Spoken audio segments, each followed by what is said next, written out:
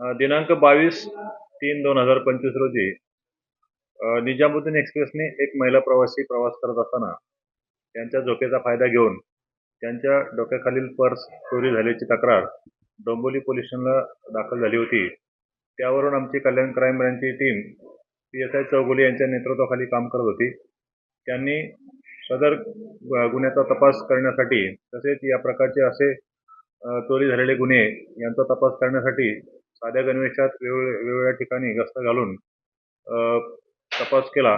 त्यांना दिनांक 24/3/2025 रोजी गुप्त बातमीदाराद्वारे माहिती मिळाली की बदलापूर शहरातील एक संशयित आरोपी येणार आहे. त्यावरून त्यांनी सापळा रचून सईमत अंजूर शेख यास ताब्यात घेऊन त्याच्याकडे चौकशी केली असता त्याने तो गुन्हा तसेच इतर टोटल 6 गुन्हे चोरी केले असल्याचे सांगून त्याच्याकडून सोन्याचे दागिने, मोबाईल फोन, आयपॅड, घड्याळ असे एकूण 4,56,000 रुपये किमतीचा मुद्देमाल हस्तगत करण्यात आलेला आहे.